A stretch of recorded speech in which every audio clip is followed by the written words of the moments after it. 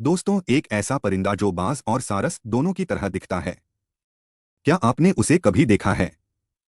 नहीं? तो बने रहिए इस वीडियो में। इस परिंदे का नाम है सेक्रेटरी बर्ड, जो अफ्रीका के मैदानों में पाया जाता है। और हाँ दोस्तों, ये शिकार करने में इतना खतरनाक है कि बाज से भी ज्यादा तेजी से अपने शिकार पर झपटता है। लंबी टांगें, धारदार पंजे और बिजली जैसी चाल, इसी से इसे कहते हैं स्नेक किलर बर्ड। तो दोस्तों, अगर आपको ऐसे ही अनोखे जीवों की कहानियां पसंद हैं तो वीडियो को लाइक करो और चैनल को सब्सक्राइब करना मत भूलना।